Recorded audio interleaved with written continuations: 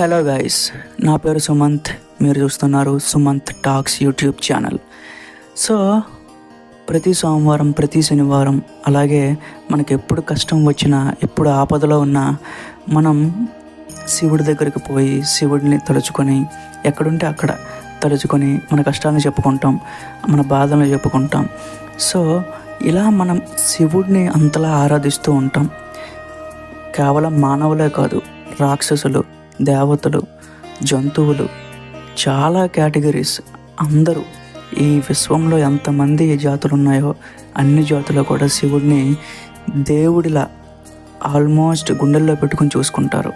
So అయితే అంతటి value ఇచ్చే శివుడు తన జీవితంలో అన్నీ సాధించాడు, అంత గొప్పవాడు అని అనుకుంటాం. కానీ అంత గొప్ప దేవుడికి కూడా కొన్నిసార్లు తప్పులు చేయక తప్పలేదు. అంత పెద్ద దేవుడు కూడా కొన్నిసార్లు పరిస్థితులను ఎదుర్కోలేక తప్పులు చేయక తప్పలేదు. అంటే శివుడిని మనం చాలాసార్లు ఒక మాట అంటాం, బోలా శంకరుడు అని. అంటే కొంచెం మనకి సాధ్యమైనంత వరకు తనకి ఏదో ఒక నీళ్ళభిషేకం, పాలాభిషేకం, పంచామృతంతో అభిషేకం చేస్తే శివుడు మనసు కరిగి మనకి ఏదో ఒకటి ప్రసాదిస్తాడు, మనకి మన వైపు చూస్తాడు అని చెప్పి ఒక నమ్మకం ఉంది. సో అది శివుడికి పెద్ద వీక్నెస్. ఎందుకంటే శివుడు 5 తప్పులు చేశాడని చెప్తున్నాను. సో మళ్ళీ చెప్తున్నాను, శివుడు ఒక 5 తప్పులు చేశాడు. చాలానే చేశాడు. బట్ ఈ వీడియోలో నేను చెప్పేది ముఖ్యమైన 5 సంఘటనలు, శివుడి చేతుల్లో నుంచి చేజారిపోయిన 5 సంఘటనలు. అందులో మొట్టమొదటిది వచ్చేసి మనకు తెలుసు, శివుడు భార్య పేరు పార్వతీదేవి, అలాగే సతీదేవి అని కూడా పిలుస్తారన్నమాట. సో సతీదేవి వాళ్ళ నాన్నగారి పేరు దక్షుడు. దక్షుడు ఒకరోజు తన రాజ్యంలో ఒక యజ్ఞం అరేంజ్ చేస్తాడనమాట. సో ఆ యజ్ఞంలోనికి మన సతీదేవిని ఆహ్వానించడు. సో కొంచెం కోపము అలా అని చెప్పి దక్షుడు అంటే వాళ్ళ పార్వతీదేవి వాళ్ళ నాన్నగారు అనమాట. సో పార్వతీదేవిని యజ్ఞానికి అలౌ చేయడం అనమాట, ఇన్వైట్ చేయడు. సో పార్వతీదేవి, మా నాన్నగారి యజ్ఞమే కదా, నాకు ఎలవ చేస్తే ఏంటి, చేయకపోతే ఏంటి అని ఆహ్వానం లేకపోయినా సరే వెళ్ళి యజ్ఞానికి వెళ్ళి అటెండ్ అవుతుంది అనమాట. సో అటెండ్ అయిన తర్వాత దక్షుడు తనని సతీదేవి అంటే అది పార్వతీదేవిని కొంచెం అంటే అవమానించే విధంగా మాట్లాడతాడు. అది చూసి శివుడికి కూడా కోపం వస్తుంది. కానీ శివుడు ఏం చేయలేకపోతాడు. ఆ దక్షుడు చేసిన అవమానం వలన సతీదేవి, ఇంకొక రూపంలో ఉన్న పార్వతీదేవి, తను అక్కడే ఉన్న యజ్ఞపు మంటలో దూకి ఆత్మాహుతి చేసుకుంటుందన్నమాట. సో శివుడి కళ్ళ ముందే తన సతీదేవి ప్రాణం కోల్పోతుంది. సో ఇది శివుడి చేతుల్లో, శివుడి కళ్ళ ముందే జరుగుతుంది. కానీ శివుడు మాత్రం ఏమీ చేయలేకపోయాడు. రెండవ తప్పు వచ్చేసి వీరభద్రుని సృష్టి మరియు దక్ష యజ్ఞం. అంటే ఎప్పుడైతే సతీదేవి మరణించిందో ఆ మరణానికి కారణం దక్షుడు అని తెలిసిందంటే తన జటాజూటం నుంచి వీరభద్రుడిని సృష్టించాడు. వీరభద్రుడు వెంటనే ఆ దక్షుని రాజ్యం మొత్తాన్ని నాశనం చేశాడు. సో ఇక్కడ ఏంటంటే ఒక తప్పు శివుడు చేశాడు. ఎవరైతే ఆ పని చేశారో దక్షుడు చేశాడు కాబట్టి దక్షుడిని శిక్షించాలి. కానీ దక్షుని రాజ్యం మొత్తాన్ని శిక్షించాడు శివుడు. దానివల్ల ఏం జరిగిందంటే ఆ రాజ్యంలో ఉన్న మిగతా దేవతలు, మిగతా జంతువులు, మిగతా సాధారణ మానవులు కూడా మరణించారు.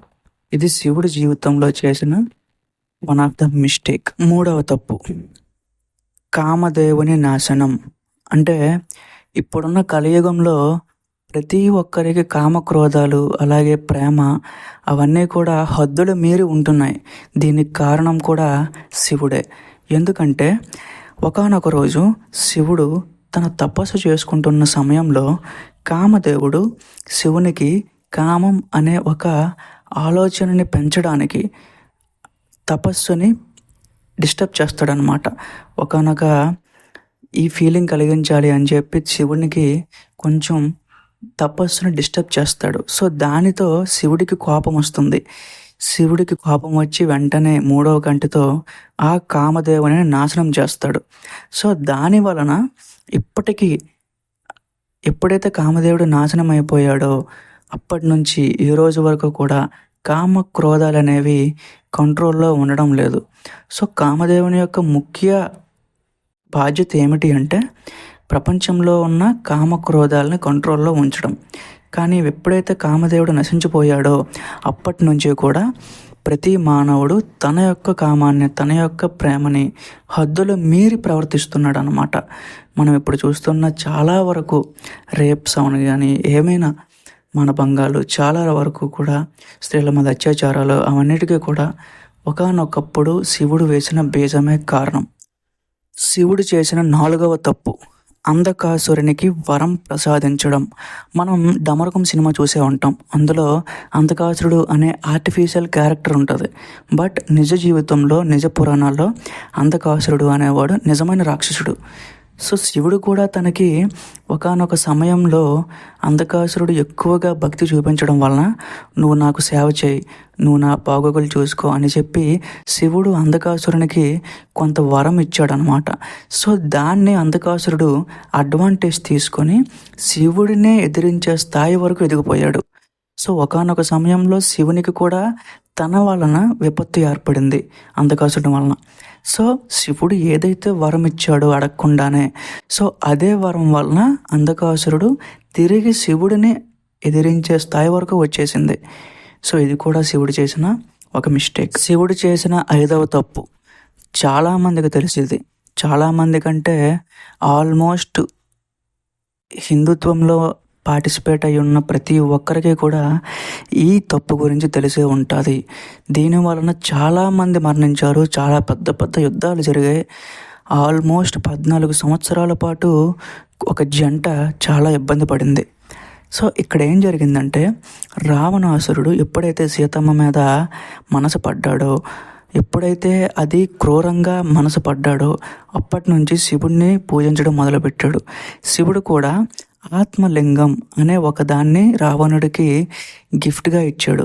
సో దాన్ని అడ్డుపెట్టుకొని రాముడిని రావణాసురుడు ఎదిరించాడు. ఆల్మోస్ట్ గెలిచే స్థాయి వరకు వెళ్ళాడు. అక్కడ విభీషణుడు లేకపోయి ఉంటే మాత్రం ఖచ్చితంగా రాముడు ఆ రోజు యుద్ధాన్ని ఓడిపోయి ఉండేవాడు. దానికి కారణం ఆత్మలింగం. అది ఇచ్చింది ఎవరు? సో గైస్, నేను చెప్పిన ఈ 5 తప్పులో కూడా నేను ఎక్కడా కూడా క్రియేట్ చేసినవి ఏమీ లేదు. నేను నా గూగుల్లో ChatGPT ఓపెన్ చేసి శివుడు చేసిన 5 తప్పులు అని ఎంటర్ చేయగానే ఈ 5 కూడా నాకు చూపించాయి. మీకు నేను స్క్రీన్ షాట్స్ కూడా పెడతాను. సో ఇది నేనేం క్రియేట్ చేసింది కాదు, ఇవి ఎప్పటి నుంచో పురాణాల్లో ఉన్నవే. సో దయచేసి జస్ట్ మీరు తెలుసుకుందాం అనే ఉద్దేశంతోనే నేను చెప్పడం జరిగింది. Thank you.